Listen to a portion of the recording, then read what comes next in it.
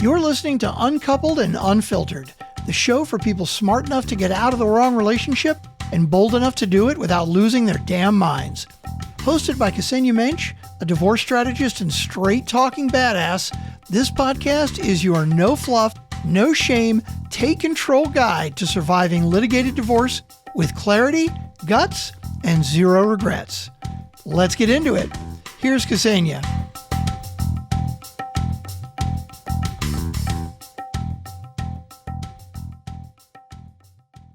You're listening to Uncoupled and Unfiltered, the podcast where real conversations meet real growth. And today's episode focuses on a topic that's both empowering and essential, and that is the importance of advocating for yourself. Let's be honest, how many times have you missed out on something you really wanted, and you missed out on it simply because you didn't ask? Whether it was a promotion, a better relationship dynamic, or just moment to be seen and heard. We've all been there, right? So the truth is, self-advocacy isn't just about confidence. It's about clarity, communication, and courage. And our guest, Jacqueline Crichton-Hawk with SOAR Coaching and Consultant, will talk to us about how to master conversations and beliefs to move things forward while upholding your boundaries.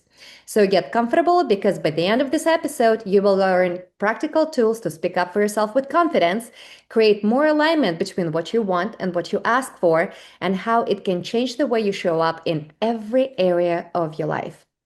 So let's dive in. Jacqueline, thank you so much for being here. Welcome to the show. And how are you doing? You're welcome. I'm really glad to be here, especially because this is an audience I think is like craving being empowered. We all are as women. I think there's really like this time where we're like, okay, we've got an itch to step into a new level of power that feels good and empowerment and how to actually do that. And I'm glad to be here. I love we're talking about this. Yes, and you know, here's the thing you just mentioned. As women, we're always such nurturers and we're so in tune with everyone else's emotions. So it's very difficult for us to speak up for yourself, for ourselves sometimes, because we don't want to hurt anyone else. So let's talk about how to overcome that and be in our own power and not sacrifice ourselves for the sake of everyone else. I love this topic. So, Hallelujah. let's talk about what changed for you. What was the main trigger for you to realize the power of ask versus the power of hiding? I love that because my Instagram, as you know, is stop hiding, start asking. And a lot of people are Yes. like, what? I'm like, no, we're hiding. Okay, so there were two. There was a personal and there was a work. And even just, kind of backing up or level setting for the audience, by title, I'm an executive and even a life coach, but really I am an empowerment coach because it's funny, people come, they've got an issue in their life, they've got an Hmm. issue in their business. I believe it's all underpinned by the conversations we are or are not having and Hmm. what we believe about ourselves and our worth, because that gets projected into everything else. And I found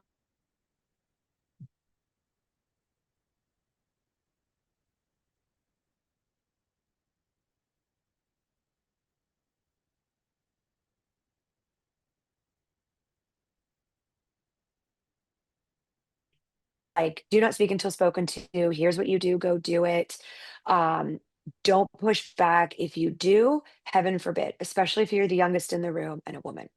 So a lot of my journey to actually learning how to advocate for myself was in business first, but primarily because the personal stuff felt way too scary to be, Hmm. judged that way or judge myself.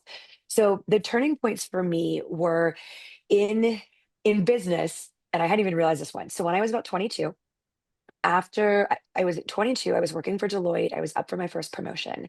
It's apparently a shoe-in, according to the partners and my bosses, and I didn't get the promotion. And my boss was like, I don't know why. Go talk to the head of the practice who sat in the corner office, like literally around from my desk, like knew who I was. So when I asked her, I was like, okay, awkward, but can you help me understand? Like, why didn't I get it?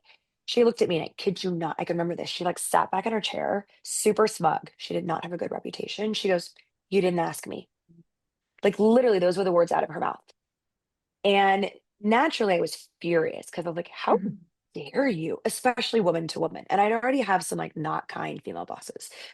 But what followed was interesting. Like her point about, I needed to know that you wanted it. A bunch Hmm. of people up for promotion, always qualified. Like, why did you actually want it? You would think that would be the pivotal moment that I was like, oh, I need to walk around asking. It took me like 8 years later to actually really negotiate for a role that I wanted to move back from London. So fast forward, that was in LA. I moved to London because I was pissed off and I was like, screw you, I'm out. How dare you? Mm-hmm. But when I was coming back, I was like, I'm not going to make that mistake again. I am not going to let anybody railroad me. So I asked for everything I wanted in a negotiation, which was actually the genesis of my Power of the Ask framework, which I know we'll get to, and everything was accepted. And I was terrified by it, but it was the coolest thing ever. I was like, oh my God, I realized what I wanted in a role, why it actually makes sense, feeling Mm-hmm. worthy of it. And I asked for it, and they said, yes, incredible. But it was about 3 years later on the personal front because, like, punchline. There was a relationship I was in, thought we were going to get married. We went on vacation. It was awful. I came back and I was talking to my best friend, and she's like, well, what do you need? I had no idea.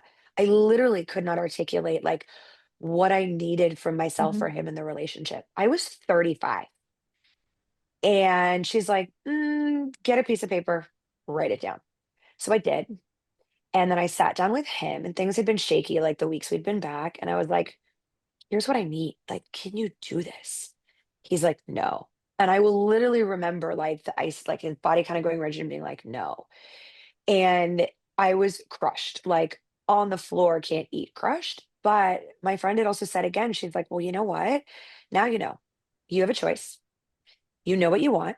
And you can either stay in a relationship where he won't give it to you, Mm-hmm. or you can go find somebody who will. And it was like emotionally the hardest thing to get over it, but the best thing ever because the relationship after that got better, more equal, more empowering. The one after that, I married my husband or I met my husband. Mm-hmm. So it was just interesting in a long answer of how they both manifested in a business, but then, a personal life. And I Mm-hmm. believe everything is an ask, our statements for our needs, our ideas, everything. Mm-hmm. But those are really pivotal. Yeah. Yeah. Well, I mean, it's all about the lessons learned and experiences. Usually that's what shape life. And some people take um things from it and they change their approach in life like you did. And some people like, something else will fall into my lap. I'm too scared to ask. Or that's a nice segue. Why are so many people struggling to ask? So boil into two things. The framework I created is to solve what I think are the four biggest reasons people struggle to ask: clarity, conviction, confidence, and then finesse. That's literally like sprinkles on ice cream, kind of like fine. Mm-hmm. But what's happened, and I've seen first in myself and then now in others, is we don't really know what we want. We often know what we don't want or what's bothering us, but to actually articulate that can be really hard. Sometimes we're scared to actually say it. Other times we literally don't know because we've never been taught to think about ourselves. Like when I look at my past and my upbringing, like, yeah, I kind of was asked what I wanted, but Mm-hmm. not really. Like not in a way to actually like guide my life and speak that somebody else can like marry up with it, figure it out Mm-hmm. literally, and live in unison. But Yes. there's a clarity piece. And within that clarity is like, what does it actually look like? We can sometimes spout off like, I don't know, I want to be more supported. Somebody goes off and they'll be supportive, but it's not the way you wanted. You're pissed. Mm-hmm. So there's this whole clarity piece, which is like foundational, fundamental, like everything. So you can struggle to ask because you don't really know what you want. It's why we either fumble through it or we hide. The second one is the conviction piece. And this is about like, what are the words you say and how do you say it? All of us, myself included, and I had to even use my own framework yesterday, we can have this like tornado and whirlwind or hurricane of thoughts in our head about what we want to say. Actually organizing them and preparing can be really tricky. And I even remember, provisors, how you met, even my intro, sometimes they'd be writing and writing and rewriting. But then when Mm-hmm. I'd stand up to speak, it wasn't what I wanted. Now, add a personal element to that, emotions are high. So I had created a way to actually organize the thoughts and prepare because that's probably what I needed the most.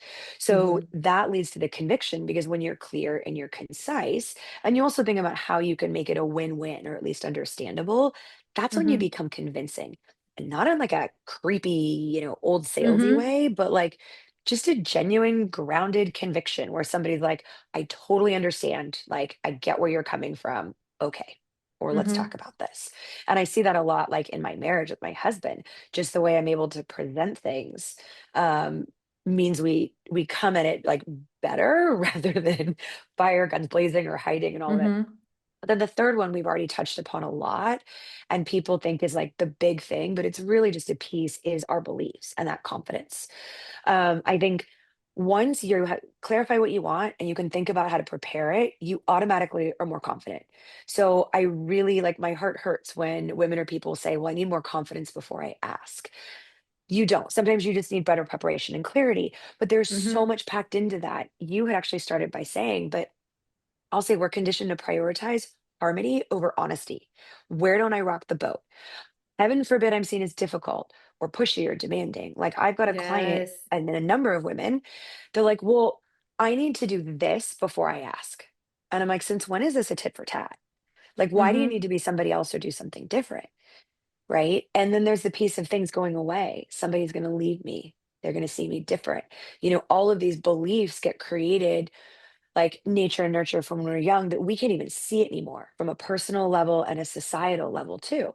And sometimes it takes like breaking the mold. Like, we're always looking for Yes. like a female mentor to show us the way, but if we don't have it, we need to actually do it ourselves with our own beliefs. I Mm-hmm. mean, that's a massive, we could spend the whole, conversation and episode on Mm-hmm. that. But I've also, throughout my very like logical work of corporate world and human and organizational development, which was my major in building and leading teams, I knew that wasn't enough. So I went down the path while I was still in the corporate world, but when I started coaching, of neurolinguistic programming, psychology, somatic, all the things that are like, give me those beliefs and let's rewire them. Like, let's get you to an Mm-hmm. empowered place. And then the last one is delivery. And maybe I'm doing this myself. Sometimes too many words. You keep talking after you've landed your point. Yes. So they follow you, but miss what you were originally saying, as well as just your hums and your ums and maybe doing other things. So Mm-hmm. you want to stay very real and authentic, but you don't want to distract from your message. Yeah. So that's how I would bucket like the Mm-hmm. four things, the obstacles that make it hard to ask. Well, I think it all comes down to people. Or here we're speaking specifically about women because women have more of an issue asking in a workplace than men, and it's not Yeah. coming because men are more confident than women. It's like you said, we are programmed by society to be more humble, to be not asking too much, not to be bitchy. Because if we're trying to achieve something, we are labeled as bitch. We're not like, oh my gosh, she has leadership qualities. None of it. So it's overcoming that part, but it also comes down to women really digging deep inside their soul to figure out who they are. Because when we know who we are, this is when we know what we want. It comes with clarity. I know exactly what I want to tolerate and what I don't want to tolerate. I know what's on my want list. It's because I know me right now, right? And you find that And when you know that, there's less emotional charge too, which is something I yes, think we're all afraid of. You're just grounded in it. you are no longer defensive, and you also have no fear of, well, okay, if it doesn't work, we didn't align anyways. That is absolute, it's not a loss. How can you lose something that you never had? How can you lose an opportunity that was never meant for you? It doesn't align with your life purpose. It doesn't align with what you want out of life. There are so many things. It's like it becomes a very quiet confidence because you're authentic and you stand your ground, but you don't need to be like a King Kong, pounding your chest and trying to prove your point. You're very quiet. Okay, no, thank you. Or yes, please, this is what I want. And like you Yeah. said, you become very concise with delivery because I think we start talking a lot when we're nervous or when we know it's over our head or we feel defensive and we're just like trying to fill in the void with speaking. And that's a very indicative sign you do not know, like you are not confident enough. Like to me, it would be a red flag. If you just blabbering enough, you do not know what you want. You're filling up the space. All right. Absolutely. And it's okay. You brought up so many points. One of the ones I thought was really good about like, so also to rejection and alignment, like similar to my story with the ex-boyfriend, like if somebody says no, if it doesn't work out, that's direction. Like Mm-hmm. that gives us the ability to say, what direction do I want to go in? Right? That's empowers. It may be terrifying, but we actually get a choice. So when I'm always working with clients, it's like each of these asks and conversations brings us to another fork in the road where we get to make a decision rather than just doing stuff on autopilot. Because it's that autopilot with everybody else's agenda that drives us nuts, makes us frustrated, disappointed, resentful, like all the things, versus being able to take some control, healthy control. Like control is Mm-hmm. not a bad word. I think honestly, we're all looking for more control. But again, because of the labels society's put on it, especially with women, we're like, I don't want control. I'm like, yes, girl, you do. And you deserve it, Mm-hmm. right? It's not control over somebody else, it's more control with your situation. But Yes. everything we're talking about comes back to like alignment and truth in self, like you'd said. Like, if I'm going to go along with everybody's agenda, which I did for so much of my life, like personally and professionally, especially after watching my family, like it doesn't feel good, right? Mm-hmm. And then how can I live a life that isn't true to me? Mm-hmm. And the other thing I also started to learn is just because I'm going to speak up and ask for something, it doesn't mean it ruins it. Like it could, but Mm-hmm. what about the possibility that it's going to build something even greater? And I mean, I go through this with my marriage. Like we've been married for 6 years, and there's stuff that brings up that might be conflict, but when we can get to the other side of it, it actually builds something stronger and a lot of like Mm-hmm. honesty. And and I think we need that in both professional and personal. In the professional, sometimes we're afraid of conflict because heaven forbid. But when you Mm-hmm. can actually debate and discuss something through an ask or a statement, like you get to a better place.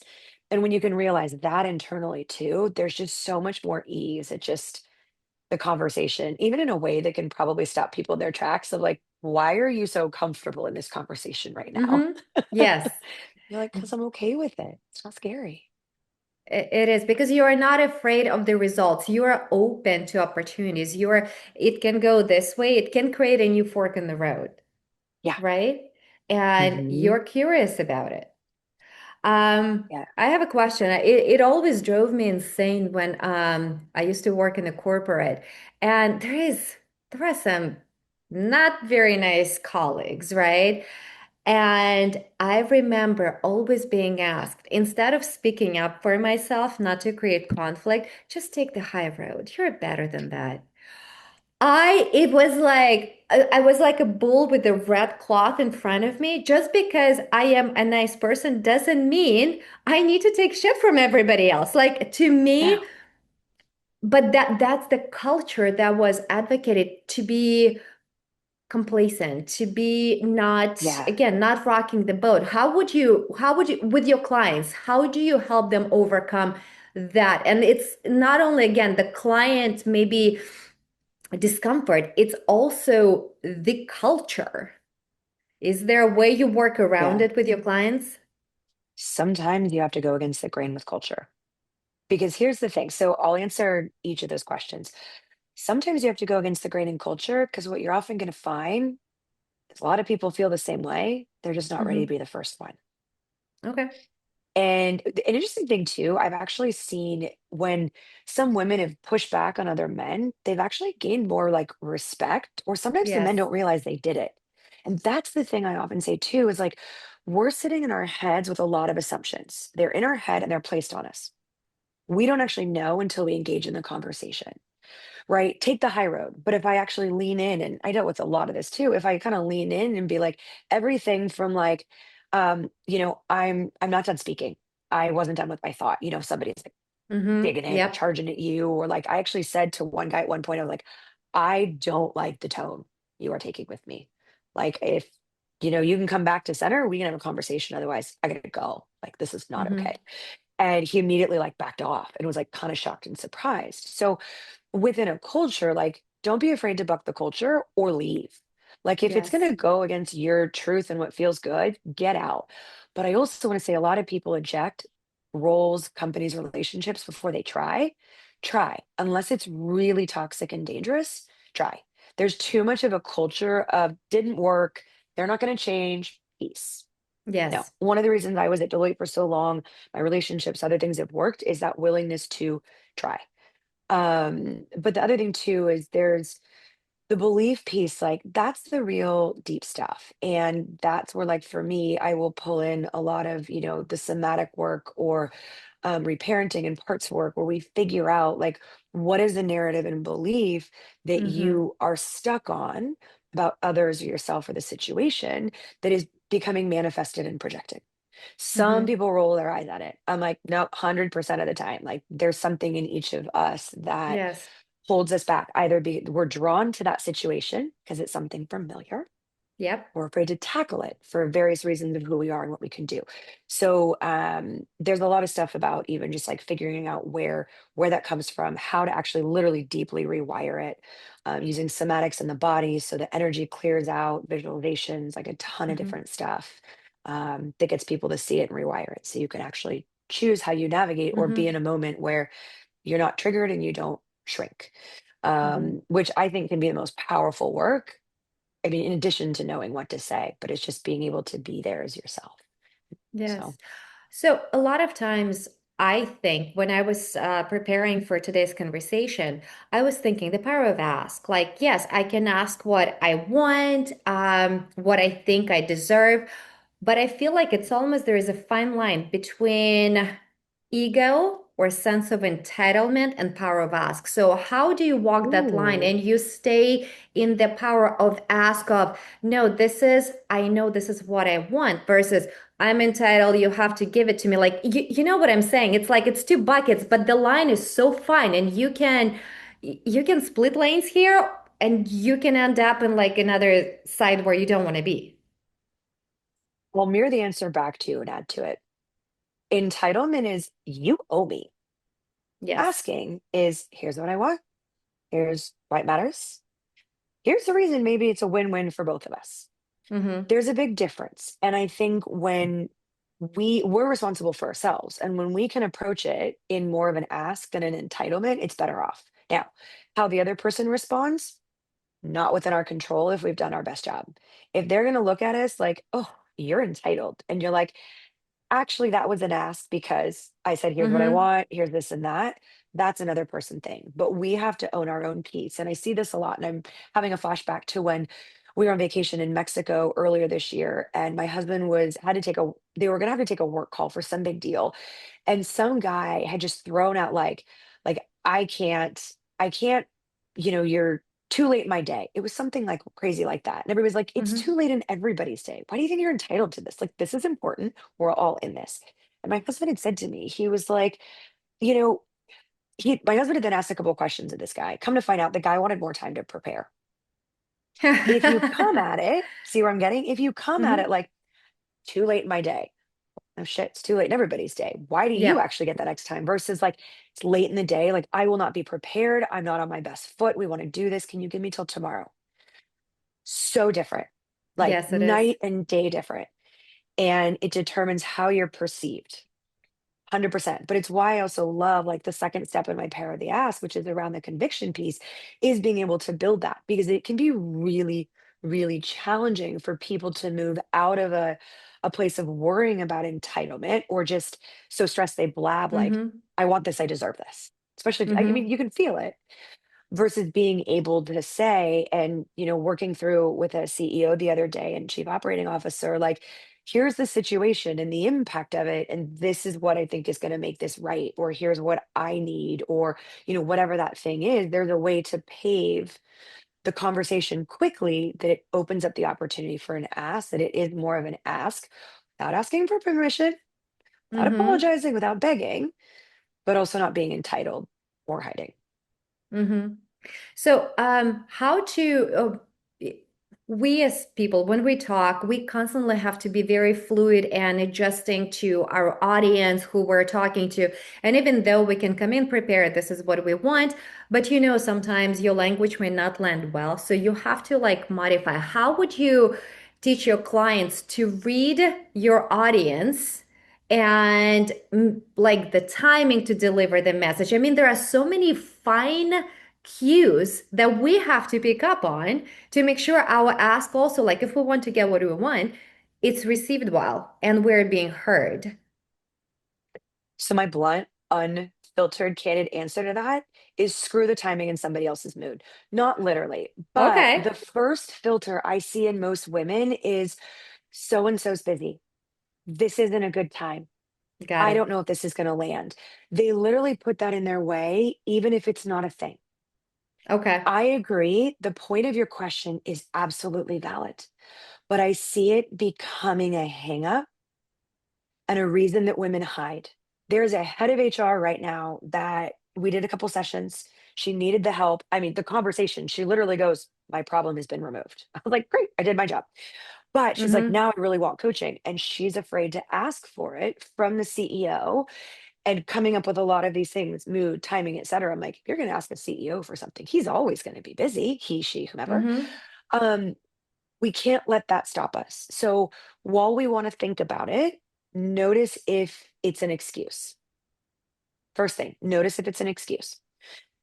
If it is not an excuse, Mm-hmm. then I think it is like sometimes giving somebody a heads up, I think is really great. A lot of women will wait till the end of a conversation to bring up what they want, which also means you're not paying attention for the first part of the conversation. You can't focus. So being able to say, like, there's something I really important, I really want to talk to you about, at the start of the meeting so we can get out of the way if it's business, or giving somebody a heads up. And I don't mean like, hey, I want to talk, because in business or personal, everybody hates that. Like fear kicks in, right? But you Mm-hmm. can give somebody an idea of what they would like to talk about. People also like to be a little bit prepared. And Yes. then the other person can take responsibility for their moods and be in the right mood. Yes. Um, I also just don't think it's fair if somebody gets to always be in a bad mood and you don't get to ask what you want. Like, Mm-hmm. that's when you also just say, like, hey, I know you're in a bad mood, but this is really important. Like, Mm-hmm. can we talk about this? Yeah. Right? Or if now isn't a good time, when is? Mm-hmm. I see you're busy or something's up. If now isn't a good time, when is? Mm-hmm. Well, you brought up so many good points of how to make your ask effective. So you talked about clarity, you talked about delivery, poise and confidence and being concise. You also just mentioned giving heads up to somebody you want to talk about. Um, that's important because nobody wants to be blindsided. And I think that's a huge and powerful move on your part to already kind of get your ask heard and probably agreed to. Let's put it that way. Are there any other tips you have how to make your ask effective? Like, because yes, we get cold feet and we're gonna be like, the door is closed. We're not gonna go in, We always Yeah. we can talk ourselves out. I think with humans, we can be real experts at talking ourselves out of whatever we want to do and justify it and be like, that didn't was not supposed to happen. No, it's all in here. We love keeping ourselves safe, even if it's the most uncomfortable safe that we don't want. Yes, Like, that's what's really yes, happening. Yeah. So other tips. Okay, we've talked about knowing what you want. Step yes, one. Step two, and I'm going literally through the framework. Step one, and the yes. framework is actually a series of questions that you get to ask yourself, which is also a way to learn to tap back into yourself, because that's what I had disconnected from when I created this. So that piece of like understanding what you really, really want, like that helps so much. Having a plan and even a script for yourself is really, really helpful. That's that conviction piece, but also taking the tornado of thoughts that can usually stop us in our Hmm. tracks, because we'll talk ourselves out of it if there's so many thoughts in our head that we end up fumbling through it, or we get so Hmm. nervous. We're just like, I'll wait and I'll prepare more. Yes, So that preparation piece is really important. And when you know what you want, it can come a lot more clear. I think what also is too is like we're all human. And now more than ever, I think vulnerability is more welcomed and accepted. So if you yes. are nervous, be nervous. Feel free to tell somebody you're nervous. It can actually be very disarming. So another client that was having a really big conversation, like she was so nervous, like she started to cry. And then she tried to judge herself after. So we worked on the belief piece, but it disarmed the person she was speaking with in a way of like, wow, this is really important to you. Not that we Hmm. have to cry, because there's a whole stigma of that with women, like she pulled it together, but like I think it's very human sometimes to say like I'm nervous about this. Like this is really important. It also lets people know it Hmm. matters. So bringing the human component into it is awesome. And sometimes that may be I am nervous, but I'm just going to keep walking. I'm just going to walk into that office. I'm just going to dial that phone number, that Zoom. Like whatever it is, like be your biggest cheerleader. Some people say like what would your best friend say? Like be that best friend to yourself that helps you get Yes. over the hump. like in an Mm-hmm. uncomfortable way. They push you out Mm-hmm. in junior high to talk to that guy that you never want to, whatever it actually is, Yes. guy or girl. Yeah. Yeah, get to be your cheerleader in addition to what I'll call the structural belief stuff too. Mm-hmm. So, What are yeah. the most common mistakes of ask? I mean, outside of walking away, of Yeah. not asking, right? What are the most common mistakes you see where people fumble the asking? Yeah. Well, I'll keep reiterating some of the steps, not knowing what you want before you ask. Although I will say Mm-hmm. sometimes a conversation can help you figure it out. So don't be afraid to engage in a conversation before, but knowing generally what you want helps. There's that preparation piece so you can be convincing of like, why does this matter? Why are we talking about it? Working on the beliefs of like, what's either stopping me, what's happening here. But there's some Mm-hmm. other like more tangible things too of apologizing. Hi, sorry, I need this. Asking for permission around it. Mm-hmm. We are often waiting for permission we already have. Talking in circles.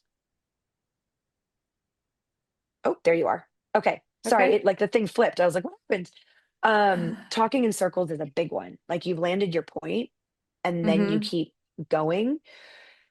Stop, pause, let it be awkward Yes, because the other person is usually trying to take in what you said. Very few people can respond on the spot. So give them some time. Plus, I have learned this. If you can hold a pause for a really long time, sometimes people will share stuff you never thought they were going to share, yep, like in a I've good way. seen it. Mm-hmm. Yeah. And then I'll come back to the other thing too. Like people will make the mistake and screw it up because they think they have to do something for somebody else before they ask. And Got that it. I think is I see that a lot with women. And it like breaks my heart. So we work through it. And that's why we're talking about it, right? Mm-hmm. I'm sure you have some stories that when you worked with your clients and they asked, they were brave enough or and familiar, like they knew themselves enough to go and ask for what they want. Do you have a story, like one story that is the most memorable that you remember how it truly changed her life Oh, just one. or multiple? There are two.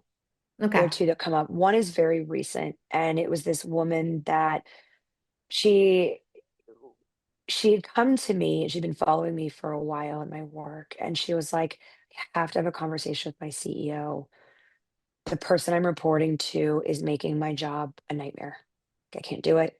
I don't know why I'm spending time working versus spending time with my kids. Like it is awful. It is Mm-hmm. affecting my being, whole Mm-hmm. being." And this isn't an uncommon thing, but she was like visibly, emotionally, mentally, like everything distraught. Of course, nobody else in the org would really probably see it because, she could hold it together really well, especially given her role and position. Mm-hmm. And we immediately, she's like, I need help preparing, and immediately went right to the belief piece. Like it was so forward. She's like, I'm not here for Mm-hmm. therapy. I was like, I don't do therapy. Therapy is just lovely talk. Like we move shit. We rewire stuff, pardon my language. And we really got to the heart of what was going on and then prepared her with a script to be able to say because she was nervous. And she had a meeting with the CEO and she got too scared. And then another week went by. She finally had the conversation. And she said because of the way that she was able to ask and present it, Mm-hmm. without blame, without all the things, like he agreed. And he was also the CEO was just very open, very curious about the situation. And I think this is just a testament to any leader or human to be curious about a situation, to understand, to then figure out what to do or not to do. And when we spoke again in the next session, she's like, I can't believe it. Like my problem has literally been removed. Like he took care of it. He took care of it, and it needed to be, and it was just like the lightness in her being, because not only was the work situation better, but for the first time she'd actually advocated for herself versus advocating for everybody else. And part of her Mm-hmm. role, which we see a lot of women take these roles, was advocating on behalf of others. We don't always Yep. do it for ourselves, and that's something that like we could start talking about from the beginning. Is we're really good at advocating for others. We can come up with examples, but when it really matters, women will hesitate, and she did it. and it worked. And she's like, I can stay in this role that I had high hopes for, 2 to 2.5 years, and all the things I wanted because I asked. And there was just a lightness in her. And I've got another client, she's a COO, that recently she was like, I just have this lightness in me, like every day that I can handle any conversation. Like this is, and she's been making a leap from, being like the doer because it feels good and actually being the Mm-hmm. strategic person she wants to be. But the other one that really landed was there was a very young woman, she was a co-founder, and she was having challenges with the other co-founder, feeling railroaded, like she couldn't speak up on her opinion, and she was Mm-hmm. ready to leave her company. We did the work. She stayed. Company went public. Like her first baby went Mm-hmm. public. She stayed.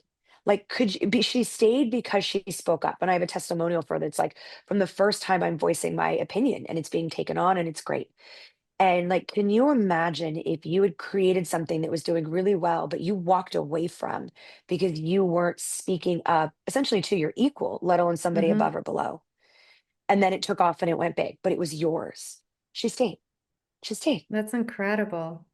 Like, I mean, there are other things like we repaired a relationship with a client and her 12-year-old son that is like unbelievably meaningful, and other things like that too that are on like a really deeply personal front because it all blends, right? You can't just talk Mm-hmm. about work if you're anchored down by something personal No. or vice versa. So it all comes in. Um, but I don't know, it's amazing. Like even just the promotions or the raises when women are like, I deserve this, let Yes. alone, a lot of this audience, you being a divorce coach, there's a whole piece, even like some friends when they're, in custody conversations and this and that, not wanting to appear difficult to judges or this and that, where it's like, Yes. but you're staying quiet in hopes that a judge or somebody else sees what a nightmare that person is. Mm-hmm. What about you? Mm-hmm. Like, you know, so we could go on and on with a lot of the Yes. situations. It all comes down to finding your own voice. Yes, it's advocating for yourself. It's finding your voice because like you said, it's in every aspect of life. I have teenage sons and I talk to friends every day and they complain the teenagers are not easy. Not. And it's like, how do you advocate for yourself with them so you establish like healthy boundaries? And while working with a person whose frontal lobe is completely shut down, they're like brain damaged, they have lizard brain, they're not hearing. It's like it's a shit show to be honest, but it's one of the things when you find your voice now in a as a mom, you're no longer like it's more to being a mom with a teenager versus when you're a mom to like really little kids. Everything is evolving. This is when you really need a voice. And also, if you are working with sons, you have to teach them how to be a man. If you're working with a daughter, you need to teach her how to be a woman and have standards and have your own voice, right? If in divorce, 100%, you go in front of the judge. Yes, you have an attorney, but you have to communicate what you want, not just settle. And a lot of times I see women, I just want to move on. Whatever he wants, I'm done. And it's like, no, no, no, no, no, because you're done It right also rarely now. works out that way, that quick. Yep. Yeah. Sorry, Five go years ahead. down the road, you would want to go back to court. You're like, damn it, I should have asked for it. Or I should have fought for it. It's fighting for yourself. It's standing up for yourself. We stand up for everybody else. We learn. I think we are a little better sometimes standing up for ourselves at work because it feels a little less personal. But we have really, like you said, it took you longer to figure out boundaries in your personal relationship because Hmm. yes, we're afraid to be rejected. We're afraid of losing somebody. We're afraid of abandonment. Like there are so many beliefs that we have. It is much more challenging to stand up for ourselves in a relationship, including our kids. Like Yeah. right now, it's you have to be able to stand up to your teenagers because I mean, they're almost adults. It's no longer like this huge disparity, right? Of you're raising somebody, you're still raising them, but you're becoming a little more equal, if you will. Yeah. And it's never too early to start and never too late to start. And I think that's one of the Yes. other things I learned from my own experience and others will ask. Like I'm too far down the road. As you were talking about, divorce hearings, like it starts in the marriage. What are you Yes. advocating for? Are you getting the support you need? Are you getting the appreciation you need? Like, how many women are like, well, he should just know, or I'm just waiting. I'm like, No. oh, they sure as hell don't know. And we don't know what they're thinking. Like, come on. Oh, they've known me for so long. Like, again, my husband and I have been married for 6 years, and there's a whole stage that we're going through. And my kids are younger, they're 2 and 4. And I mean, sometimes I'm like, oh my God, they're like teenagers. What is this going to be like?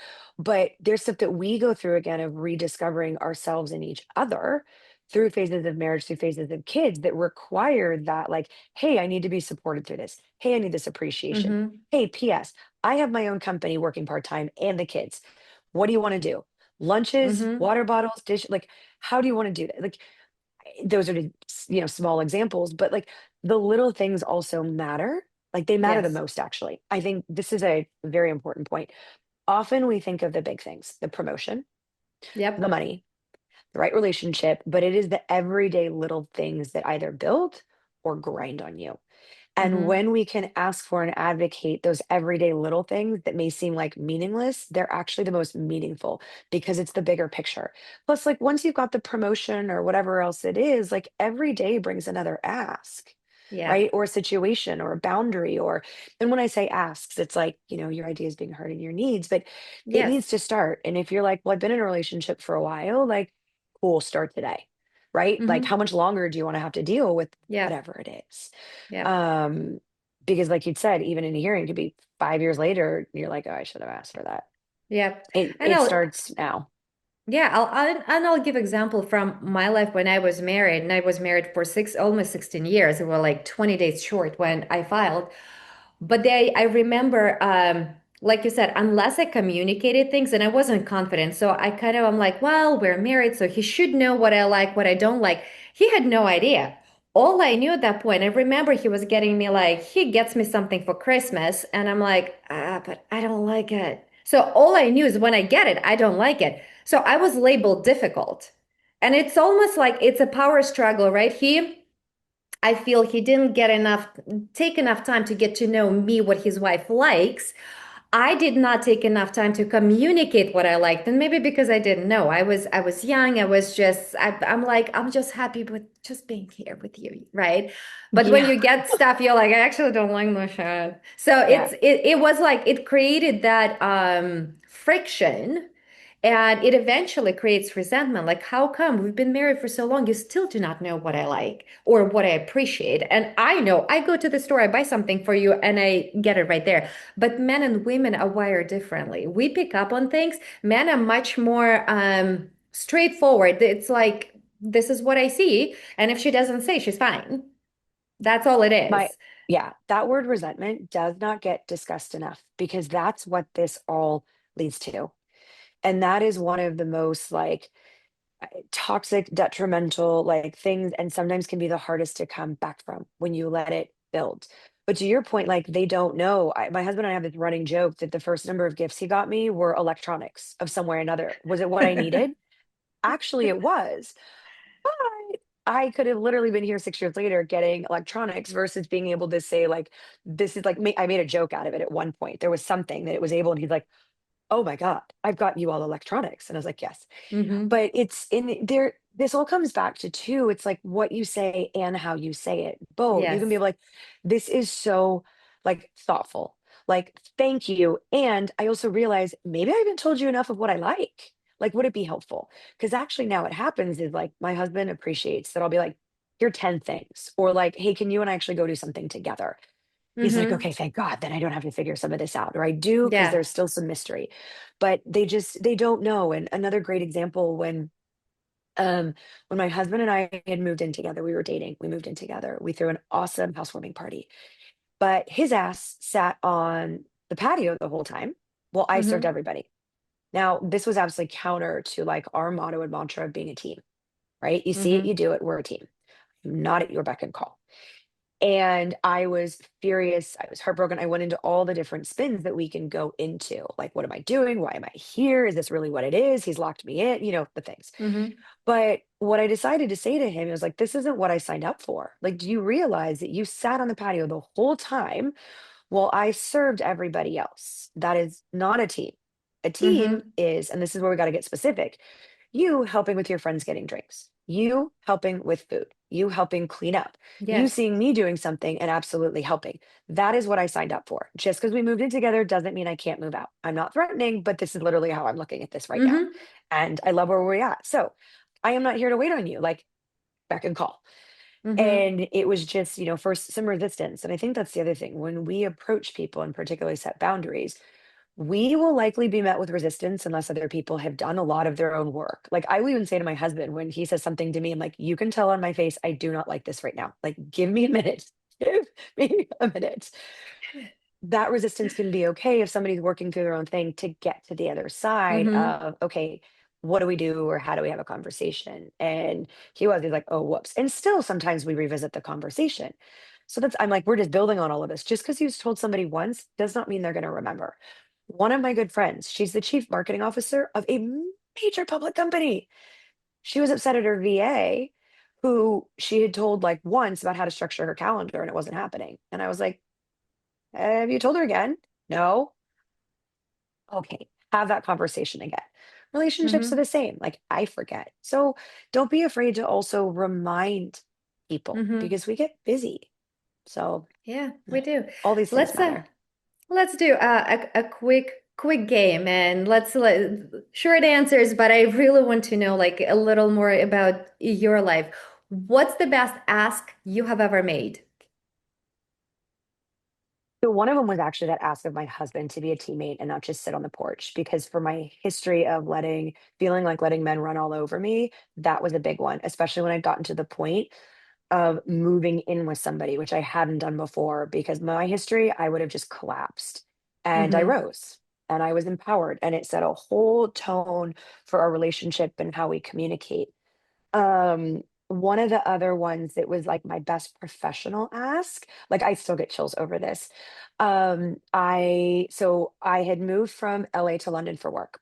I got totally screwed over because I hadn't Mm-hmm. negotiated anything. When I was coming back, I was like, and I'm sure after this call, by the way, I'm gonna think of such better asks I've made, but this is what I've got. I was like, I'm not gonna let that happen again. And honestly, if I'm gonna pick up and move countries again, I'd been in London for 5 years, like this has to be worth it. And there've been some other opportunities where like they weren't really worth Mm-hmm. it. And I was like, what do I want? And it was big. It was a 20% uplift in salary. It was to be in San Francisco, not New York, where the job was supposed to be. It was to have 3 team members when there were none posted as part started, like we were building a Mm-hmm. practice for Deloitte. And it was to have a start date of a month later because I was moving country. And I presented all of it. And I got it's a lot. Let me think about it. Hung up the phone. I cried because I was terrified. And because it felt like so much. And they called me back. They said yes to everything, Wow. everything. And then I cried again because what happens when we get what we want, then we have to do it. Um, but those are really big asks for me because they were pivotal in my personal life. Oh, actually, the personal one was telling my boyfriend at 35 what I needed to. That was the first. Mm-hmm. But they were pivotal because they helped me believe. I'm like, I'm gonna tear up. Like one I could ask, but that I was worthy of it. And I think that's one Mm-hmm. of the things that we all struggle with is like being able to ask for what we want, let alone what feels like big and terrifying. And then asking for it can feel scary, but it can Yes. also feel so good. And I think a lot of the times we just want to feel the relief of being able to ask and get it off of our chest. And then the other Yes. person can respond. Like the number of clients that come to me after they've had a conversation before there's even an answer, especially around like promotions, they're like, oh my God, I did it. Like that felt good. I am on cloud nine. Yeah. And and that's a lot of what it is, and even having my own business, which, I mean, and others might know, can be some of the toughest things when you can have imposter syndrome or the rest of it. Because I live this every day too, Yes. is remembering those pivotal moments of, like, Mm-hmm. where we knew what we wanted and we, swung for the oh my god, I played softball and I just forgot the word. Swung for the stands. Um but when we ask and it lets us know, like, I can do this and I can get a yes, and it shifts everything. It doesn't Yeah. honestly have to be big. I was with a friend, she was actually in finance, hilarious. And we got a bill, and it was one of those like with our kids where you pay in advance and they charge us for an extra person. And she was terrified to ask because she was like, well, maybe we told them it was more. And I was like, you're gonna actually go ask. Like, you're gonna say, hi, Mm-hmm. you charge us for an extra person. Like, this is your money. And it was like, oh, well, wasn't that bad? Okay, I can do it. I'm allowed to do it. It's I'm a allowed to do it. permission. Yeah. That's permission. So those are the things that come to mind. Of course, maybe there's something bigger, but those were like really pivotal moments. So, Well, let me ask you, it's always like you hear, be careful what you ask for. Was there an ugh, ask you wish you didn't make? oh my God. When you gave me this question, the funny thing is, I say that to my husband all the time. I'm like, we got what we asked for, just not the way we wanted it. And I can't remember what it was, but shoot, I'm sure there's a ton of it, but maybe I'm just sitting in my Enneagram 7 optimist right now. Hey, optimist is Um, good. I'm sure we all can be. have asks we regret because we actually got it. Sometimes Well, I'll tell you, it's you very know what? silly. It is totally silly for Yeah, what's me. yours? I sometimes I'm like, I love clothes, love fashion. And I have more than I should have, or I care to have, you know? And there are Yeah. some things you buy, I love the quality, but I just don't like every time I put it on, it just doesn't make me feel good. But I know Mhm. it's an awesome piece. So recently I was trying to be in the mindset, I'm like, you know what? I'll just try to sell it. So I posted it and I was in the mindset like, hey, if it sells, great. If it doesn't, it doesn't. And you know what? It sells. And to me, and I'm So, like, damn it, I should have posted it. I should have kept it, you know? Because then you start like, it's also like separation anxiety, which is silly, but it's like, it's those things. Sometimes I'm like, real. okay, show me the way. And Yeah. sometimes I regret doing it, but I just go through with that. I'm like, it's meant to happen. So I kind of use that as a lesson, as a learning opportunity, because if I truly struggle to make a decision, I put an ask out and let it work it out for me because at that point I don't really have emotional attachment. I am 50-50. So Yeah. it's almost like oh, Jesus take the wheel, you know? So Like, two okay. things actually. There's a card downstairs that I keep on our kitchen island that was given to me, and it is a passage from the Bible. It's given me something more religious than we, and we're like more spiritual. But it actually says, "For what you ask in prayer will be given to you." And I can't remember what the end is, but it's like I was like, "That's so true." Like if I can ask these questions, I need it to be able to like it'll show up. An answer will show up. Something will show up as long as I can actually be listening. I Yes. may not always like it too. Now that's where I think sometimes we have to get specific. And that's a really important piece in that first step of the power of the ask is how do you actually get specific? Because you might end up with you don't want, which does bring me back to one of the asks I wish I didn't make. And I actually came up against this within the last like 6 to 8 months, like out of nowhere, like my heart was hurting. Like I was longing for something. And it was to be back in Europe. And I was ready to like I wanted to take our kids, my husband, we were trying to figure out with work, but there was something so deep in there that I was like, this is not just about a vacation. Like, what is going on? Mm-hmm. And I realized I had left too early. So that big ask that changed my life, Mm-hmm. it was too soon. And I remember the minute I got the yes to go back, I cried my eyes out. It gave me a new lens. I started to look at my life in London differently. The weather, my friends, the things I got to do, the stuff that had felt Yeah. so hard and difficult, which it was. Like I was making nothing while I was there. I'm a Californian used to sunshine that was, in dark, dreary winters, even if I was getting to travel, there was a lot that was so hard. But I got that yes that was going to catapult me in a very different direction. And I'd realized what I was giving up and how much I'd loved it. And then I wasn't ready. But I was like, I'm doing this. I asked for it. And there were some other reasons, like my dad's health at the time. But it's also Mm-hmm. something that like I've got my husband and my two children that I love dearly. And if the listeners haven't read, there's a beautiful book called The Midnight Library, Mm. and it's a very fast read, but it is about this woman who gets to look at what didn't happen and what could have happened. And I think it is just a phenomenal read that'll also make you think and That sounds feel and go heavy. down like, you Oh. know, the funny thing is like it is and it isn't. Like there are parts of it that are heavy, but it's a fast read. And there are other parts that are really light that can give you like a really great perspective of like I mean, she gets taken back. She gets to go back to the moments that she thought she missed that would make her life so much better. But she got to see the possibility because still it could have happened. And she's like, okay, wait, maybe over here. And it just, I don't know. it's really, really cool. And I look at, that ask that I was like, wow, maybe I shouldn't have made that ask, but here I am, like with a great life that Mm-hmm. still has all the things. But I think too, once I had children, that makes all the previous decisions, I can live with them because if Mm-hmm. I did it differently, I might not have.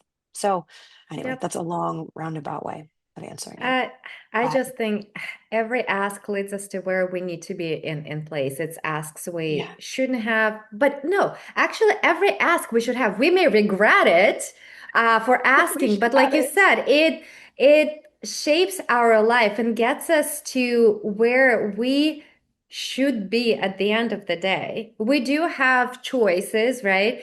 But I Yeah. think there's still a path for us. It's almost like we're walking this bowling alley within the guardrail. So we can go this way or we can hit that guardrail, but our life path is still here. So we'll do like our humanly experiences, but asks whether we regret them or whether we think we should have made them sooner.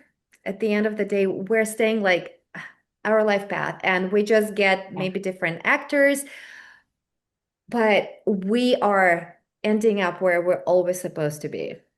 And I So, think we will, like, you keep bringing up these great, great words of regret. We will regret more not asking for something than if we do. And I will yes. always remember when I had just launched. So the Power Yes framework, like I go into companies to teach it to women. I use it with my clients and I also put it into an online course.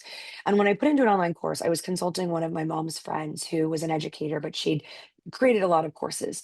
And she's probably in her 70s. And she's like, wow, this is making me think about you know, things that I regret not speaking up for, things I Yes. regret not asking for. And our neighbor too, who's got to be in his 40s, he went on a cruise to Greece and he was supposed to go with his parents. They didn't go, but everybody there was his parents' age, older. Hmm. And he's like, it literally felt like this therapy session, listening to all these older people give me advice about what they were glad they did, glad they didn't, the regrets, the things that maybe I won't make the same mistakes or I'll do it differently. Hmm. And I would always ask, like, what are you going to regret more? Not speaking up and asking or doing it.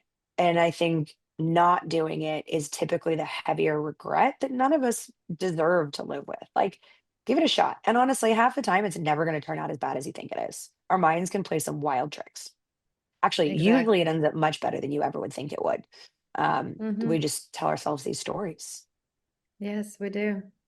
Well, Yeah. I know like talking to you, I feel empowered by asking, but I'm a person Mhm. who I like to ask and I'd rather hear rejection no than wonder what if. Like I am not a what if person. I do not like what ifs, except for when it comes to ask. What if they say yes, right?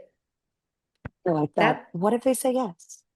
I love that. Because it's true.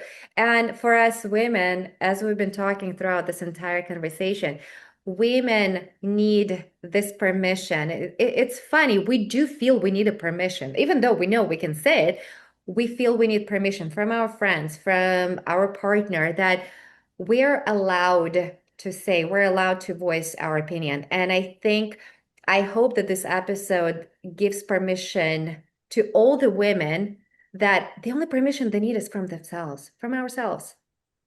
We are our own parents. This all comes in childhood. I see it raising kids and others. Like how you were raised around authority and permission determines all of this. Like we are our parent. We are our own permission slip. Like I agree. Like if every woman walks away saying, what if I got a yes? What if I asked? Like I have permission. Like even that being able to say, like, I have permission would Yes. do wonders. Because honestly, if you don't ask, you're rejecting yourself too, your Yeah. possibilities. Like give yourself Yeah. permission. That alone can be a freeing feeling that like gives you an extra kick in your step to do it.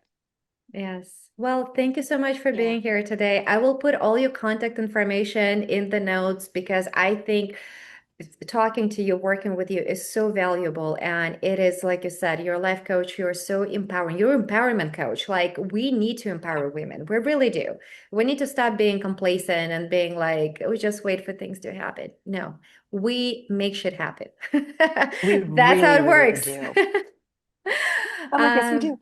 But thank you yeah, so much thank for you for being bringing here. this topic up. This is really, really great. And it is empowering. And for all of you, if you've got any questions, like make this your first ask, reach out.